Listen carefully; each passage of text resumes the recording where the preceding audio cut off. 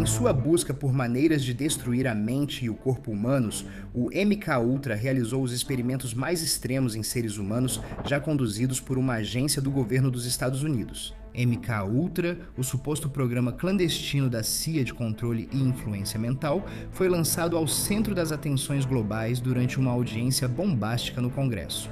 De Jack Ruby e Charles Manson como possíveis ativos a uma suposta cobertura de assassinato, à morte de uma menina de 3 anos e às alegações atuais, incluindo a tentativa de assassinato de Donald Trump, até a suposta tentativa de assassinato de Charlie Kirk.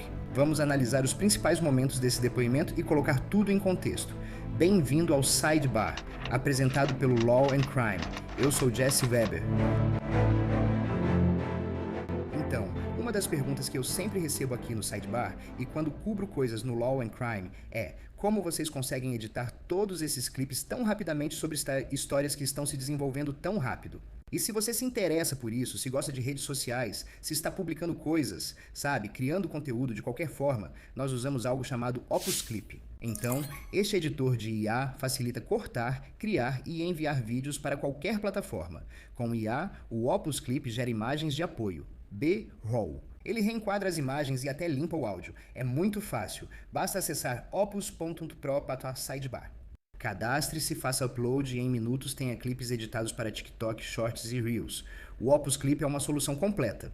Com o Opus Clip, nossos produtores trazem atualizações virais do tribunal rapidamente. É a ferramenta mais poderosa para compartilhar ideias e editar como profissional. Acesse opus.pro/ou opus.pro.sidebar para ganhar uma semana grátis e depois 50% de desconto. Essa sidebar é diferente das que normalmente cobrimos ou fazemos. Mas eu tenho que dizer, não é todo dia que você vê depoimentos no Capitólio sobre suposto controle mental e, possivelmente, atividades criminosas cometidas pela CIA. Ontem ocorreu uma audiência no Comitê de Supervisão e Reforma Governamental da Câmara dos Deputados. Ela foi intitulada Controle Mental e Responsabilidade, revelando a verdade sobre o projeto MKUltra da CIA. Antes de entrar nos detalhes do depoimento e mostrar momentos importantes, preciso explicar brevemente o que sabemos disso por registros públicos e reportagens. Para te dar uma ideia, de acordo com o Arquivo de Segurança Nacional, a CIA foi acusada de conduzir experimentos em pessoas usando drogas, hipnose, isolamento e privação sensorial, como parte de projetos, com nomes de código como Bluebird, Artichoke e MKUltra. Acredita-se que o MKUltra foi autorizado depois que Allen Dulles se tornou diretor da Agência Central de Inteligência em 1953. Agora, um nome que você vai ouvir muito é Sidney Gottlieb. Então, Sidney Gottlieb é considerado basicamente o principal arquiteto do MKUltra. De acordo com os arquivos nacionais, há supostamente documentação que comprova a existência do MKUltra, como um memorando de 1951 sobre uma reunião entre a CIA e oficiais de inteligência estrangeiros a respeito de pesquisas sobre controle mental, ou um memorando de 1956, no qual Sidney Gottlieb aparentemente aprova um projeto que, abre aspas, avaliaria os efeitos de grandes doses de LSD-25 em voluntários humanos normais, em prisioneiros federais em Atlanta. De acordo com o New York Times, em 1977, o então diretor da CIA, Stanfield Turner, testemunhou que a agência havia apoiado secretamente pesquisas sobre o controle do comportamento humano em 80 instituições. Falamos de faculdades, universidades e também de atuação em instituições federais, hospitais e indústrias farmacêuticas. E eu diria que a parte mais assustadora do projeto MKUltra era que, e essa era a alegação, substâncias e métodos eram administrados a pessoas sem o seu conhecimento, elas nem sabiam o que estava acontecendo. De acordo com a britânica, o programa operou principalmente de 1953 a 1964, e o objetivo alegado era apagar a memória de alguém e depois controlá-lo.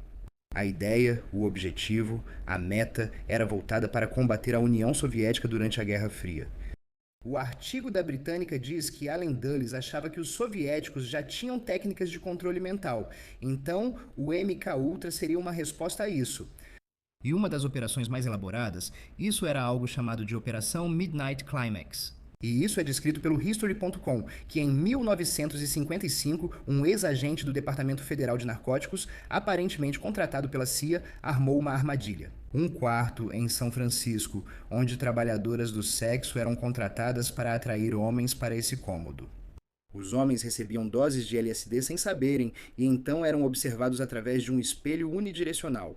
E surgiam dúvidas sobre se o objetivo era apenas estudar os efeitos das drogas ou, sabe, voyeurismo. Acredita-se que, em 1973, Gottlieb e o então diretor da CIA, Richard Helms, ordenaram a destruição da maioria dos registros originais do MKUltra. A britânica relata que o próprio Gottlieb destruiu 7 caixas de documentos. No entanto, parece que algum material realmente veio à tona nos anos 70 quando um pedido via FOIA por registros financeiros da CIA revelou arquivos adicionais sobre o MKUltra que haviam sido rotulados incorretamente. Esse é o panorama. Ninguém foi processado por crimes ligados ao programa. Então, onde está a responsabilização? Onde estão as respostas? Agora, antes mesmo de entrar nesse depoimento que vocês vão ouvir dessas testemunhas e nos detalhes mais específicos, como por exemplo os supostos abusos, Charles Manson, Jack Ruby, a morte estranha desse cara chamado Frank Olson, o que pode estar acontecendo hoje? O governo está operando algo parecido atualmente? É uma conversa interessante de se ter. Vamos falar sobre isso. Mas a melhor maneira de explicar o que é o MKUltra, ou do que a CIA foi acusada de fazer, é ir direto à declaração de abertura da Força Tarefa para a Desclassificação de Segredos Federais. Presidente, Ana Paulina Luna, certo, representante da Flórida. E ela enfatizou que isso é sobre transparência, isso é sobre obter respostas. É sobre o povo americano saber o que aconteceu e buscar justiça para quem foi afetado ou vitimado, incluindo as famílias. Mas ouça como ela descreve isso. O projeto MKUltra não foi uma falha de política, nem um programa excessivamente zeloso que saiu do controle. Foi uma operação governamental deliberada e sistemática que submeteu cidadãos americanos, prisioneiros, pacientes hospitalares, veteranos e pessoas comuns ao LSD. Eletrochoque, hipnose, privação sensorial, tortura psicológica, tudo isso sem o conhecimento ou consentimento deles. Isso aconteceu durante 20 anos em solo americano, financiado pelo dinheiro dos contribuintes americanos e autorizado pelo mais alto escalão do aparato de inteligência dos Estados Unidos. Quando o programa acabou, os responsáveis não cooperaram nem se apresentaram aos investigadores, cometendo outro crime. Eles destruíram as provas. Os documentos que essa força-tarefa analisou são inequívocos. Em janeiro de 1973, o diretor da CIA, Richard Helms, preparou-se para deixar o cargo. Ele pessoalmente ordenou a destruição dos registros do MKUltra. O documento oficial da CIA, por escrito, afirma: apesar das minhas objeções declaradas, os arquivos do MKUltra foram destruídos por ordem do DCI Sr. Helms pouco antes de sua saída do cargo.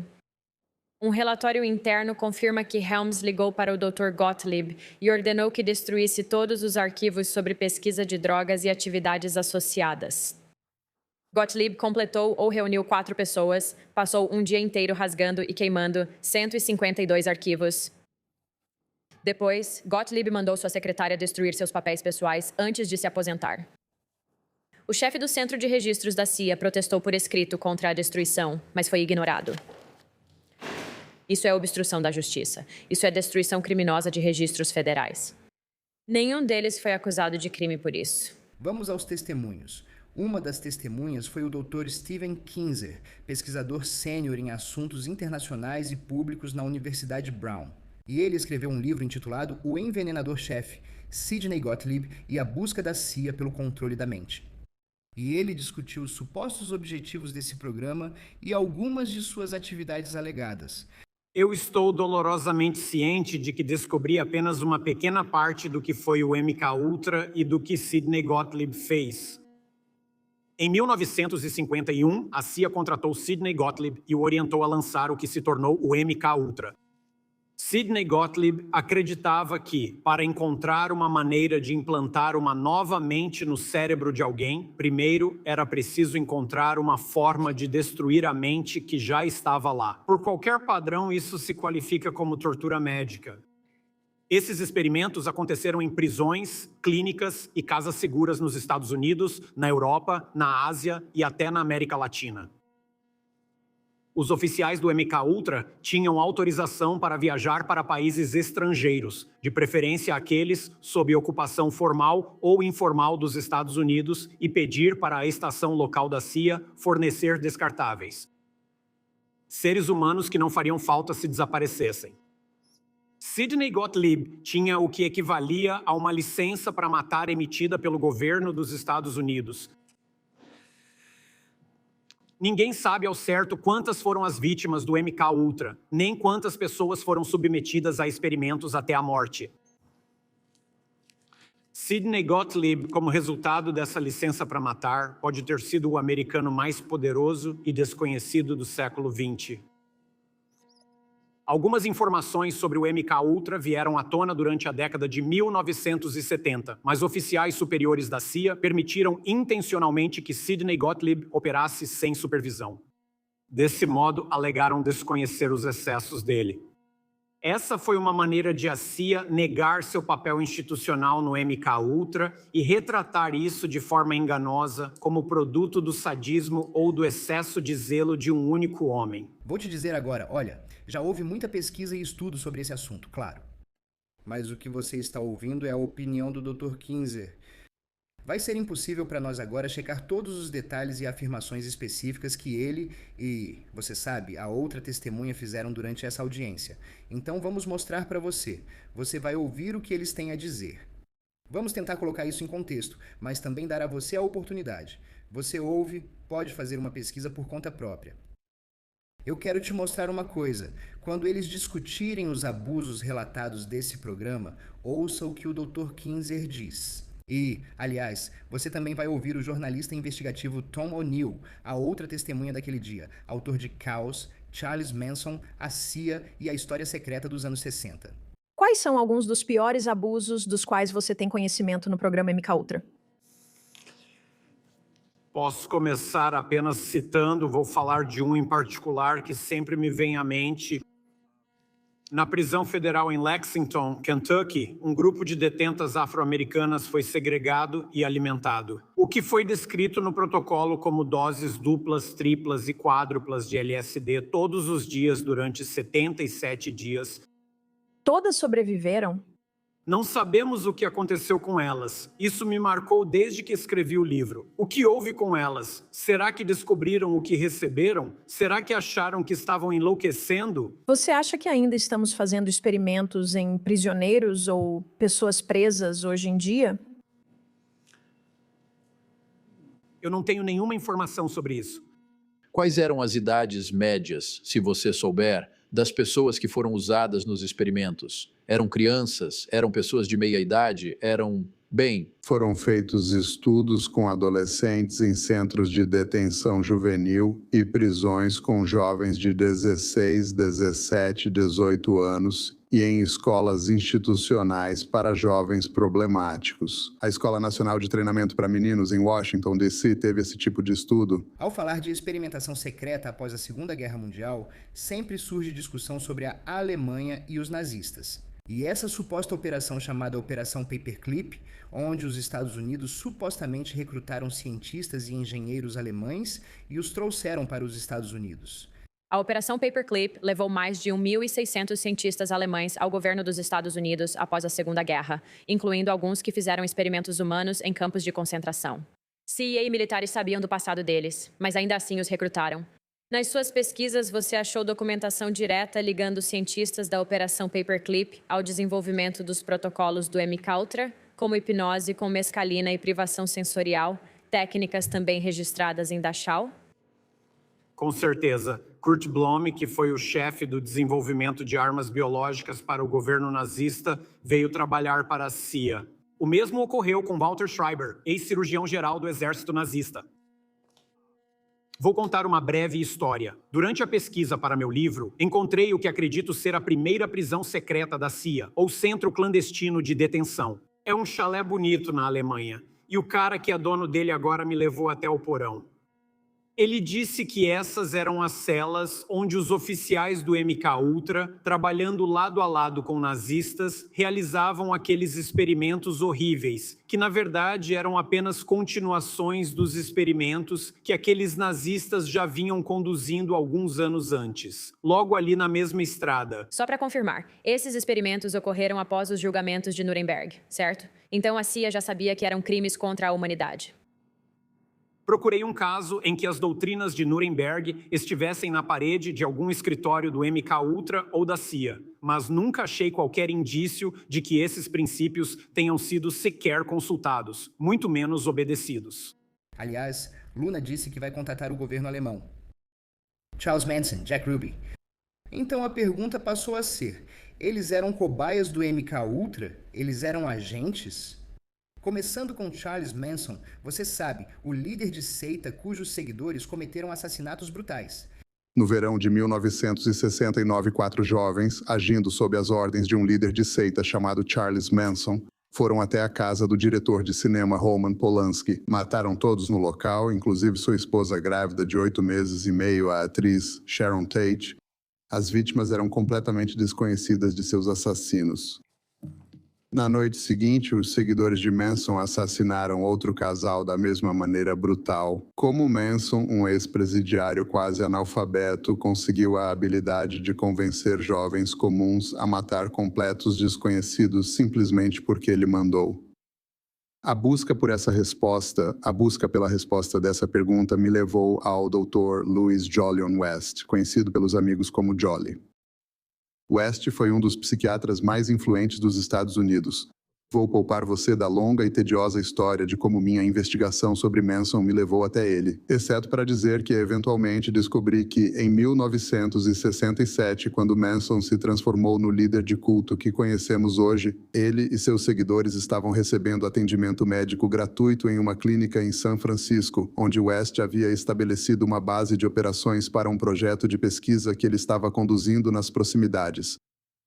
Depois de ficar intrigado com as acusações contra West, descobri que a UCLA, sua última instituição acadêmica, herdou seus documentos após sua morte em 1999. Quase 2 meses e mais de 200 caixas depois, encontrei a proverbial agulha no palheiro, correspondências entre West e o Dr. Sidney Gottlieb, o arquiteto do MKUltra. O que consegui provar foi que, desde o momento em que Manson foi libertado da prisão federal em 1967, ele violou sua condicional, foi para a região da Bahia sem permissão e foi imediatamente colocado sob a supervisão de um agente federal de condicional, que basicamente foi leniente com ele enquanto ele reunia seu grupo de seguidores, dava drogas a eles, os dominava, transformava-os em mais ou menos robôs subservientes que fariam qualquer coisa que ele dissesse. Tudo isso aconteceu sob o olhar atento de um agente de condicional chamado Roger Smith, que também estava fazendo pesquisas sobre drogas na mesma clínica onde Jolly West havia montado sua operação para recrutar participantes. Até 1969, quando Manson finalmente ordenou os assassinatos pelos quais mais tarde foi condenado, ele havia sido preso repetidamente por crimes cada vez mais graves. Agora, O'Neill reconhece que não conseguiu provar de forma definitiva, absoluta, que Manson era um agente do MKUltra. E, de fato, até onde vimos, não há nenhuma prova verificada e definitiva de que o que Manson fez foi causado ou conectado a uma operação do governo federal. E sobre Jack Ruby, que matou Lee Harvey Oswald, certo? Isso foi explorado pelo cineasta Errol Morris, que também produziu um filme sobre o psiquiatra Louis Jolly West, esse doutor. E a alegação era que o Dr. West fez um exame psiquiátrico em Jack Ruby e o declarou insano. Então, com isso em mente, quero que você ouça o que O'Neill diz aqui. Jack Ruby, eu acredito que isso é outra coisa. Na investigação da Comissão Warren, quem estava na Comissão Warren era Allen Dulles, o ex-diretor da CIA que autorizou e comandou o MKUltra até ser demitido pelo presidente Kennedy. O contato da CIA com o comitê que lidava com as informações indo e voltando entre a CIA e a Comissão Warren era Richard Helms, que era supervisor direto de Jolly West. Eles sabiam quem era West. Eles sabiam do que West era capaz, do que tinham pago para ele fazer e do que ele havia relatado que podia fazer, incluindo induzir distúrbios mentais em pessoas. Isso nunca foi revelado à comissão, até onde se sabe. Então, acredito que West foi colocado ali para impedir Jack Ruby de contar sua história. Nada do que vimos prova de forma definitiva que ele era agente ou produto do MKUltra. E vou te dizer, até mesmo no meu programa da News Nation, Jesse Weber Live, entrevistei um oficial de operações aposentado da CIA, Rick De La Torre, que disse que não há nada que comprove as teorias sobre Ruby ou Manson. Mas você fala sobre agentes, você fala sobre supostos agentes, você fala sobre teorias. E quanto ao suposto assassinato de Charlie Kirk? E sobre o ataque a tiros contra o presidente Donald Trump em Butler, Pensilvânia, sabe? Isso foi mencionado nesta audiência porque está relacionado a essa ideia. Coisas assim ainda acontecem hoje? Como você explica esses casos? De onde isso veio? Mídias sociais, algoritmos, IA? Essa é a nova forma de controle mental? Quero dizer, acho que se existem esses tipos de projetos acontecendo dentro do governo dos Estados Unidos, pode haver a sensação de que podemos fazer isso sem nenhuma supervisão hostil. Quais são as possibilidades de que o que aprendemos no MKUltra, agora que avançou tanto para algoritmos e computadores, e chegando a pessoas solitárias, que alguns desses solitários poderiam, através dessa propagação em massa do que quer que você esteja fazendo, poderiam fazer com que alguém talvez tentasse atirar em um presidente? Eu sei que há muita especulação por aí sobre o tiroteio em Butler e acho que até mesmo sobre o atentado contra Charlie Kirk.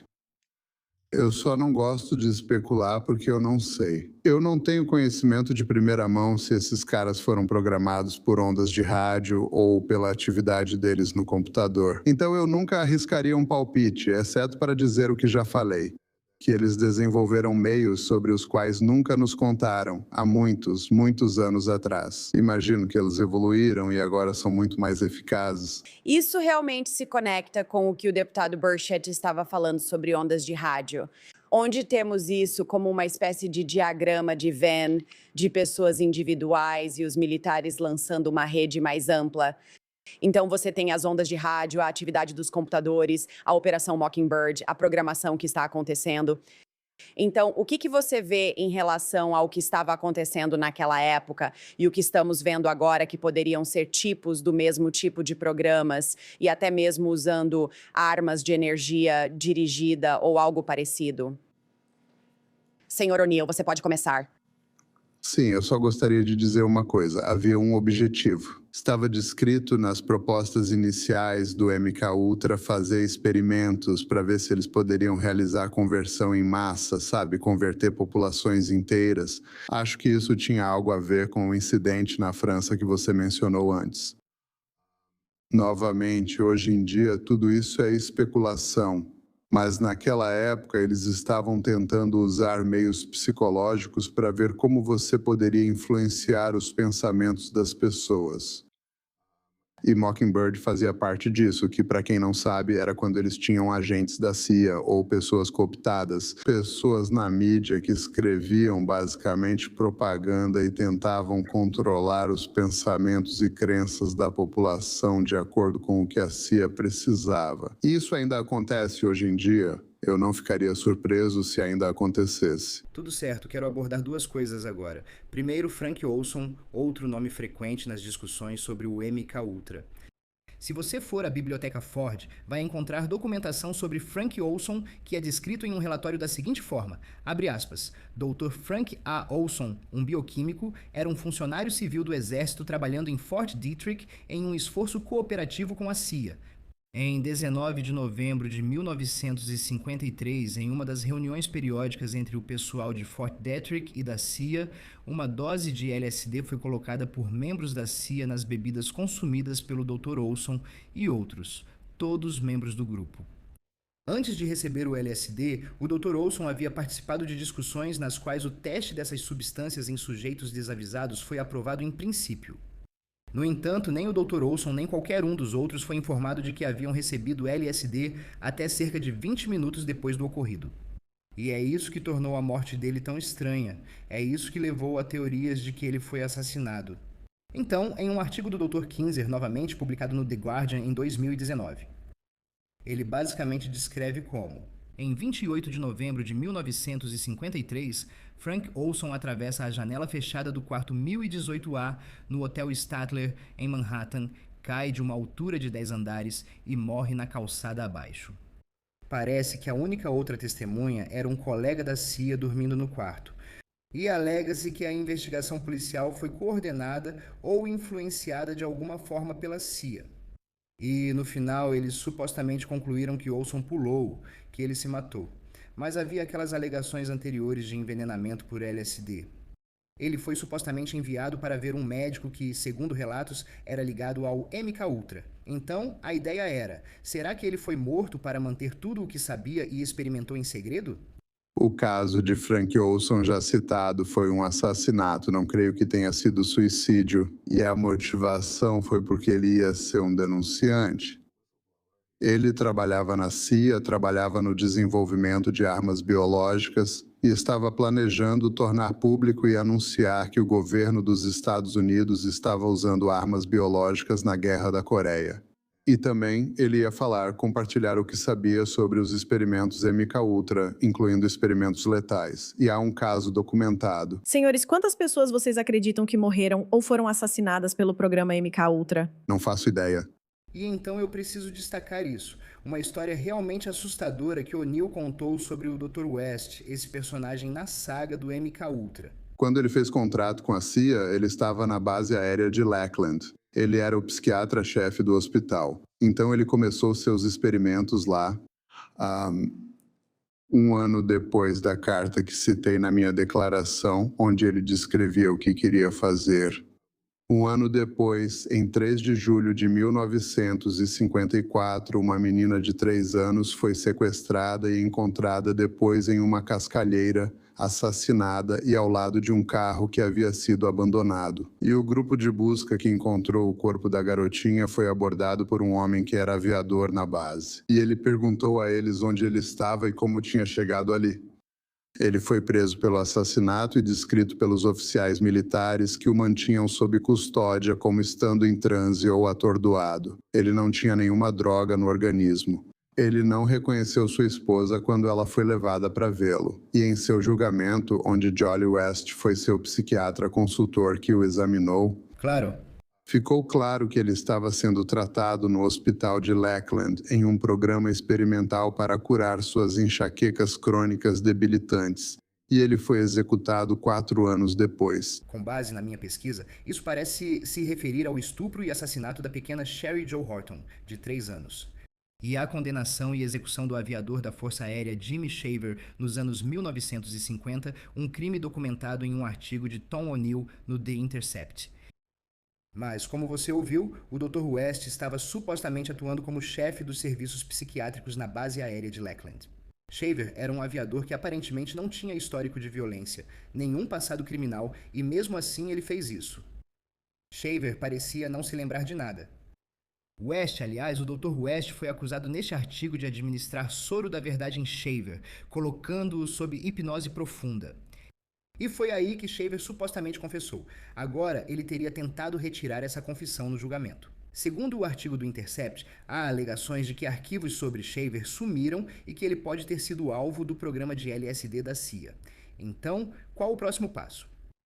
Houve discussões sobre buscar mais arquivos em outros hospitais e instituições, como destacou Kinzer. Ouça também o que ele sugere fazer. Além de buscar documentos desconhecidos, esse comitê poderia prestar um grande serviço simplesmente pedindo o fim das redações nos documentos que temos atualmente. Há pilhas de documentos sobre o MKUltra que têm grandes trechos redigidos. Nos anos 1970, argumentava-se que apenas 20 anos haviam se passado desde esses eventos terríveis e divulgar detalhes poderia ameaçar a segurança nacional. Agora, já se passaram 70 anos, esse argumento não pode mais ser válido. Então, eu pediria a este comitê que tentasse preencher todos os espaços em branco nos documentos que temos. Então vai ser interessante ver o que vai sair disso. Quero dizer, veja, o argumento foi apresentado na audiência. Veja, o Congresso nunca soube a história completa. Segundo o History.com, houve audiências no Congresso sobre o MKUltra em 1977, conduzidas pelo senador Edward Kennedy. Ele trouxe ex-agentes da CIA, mas muitos disseram que não lembravam dos detalhes. Hoje é diferente, certo? Agora também temos esses arquivos financeiros.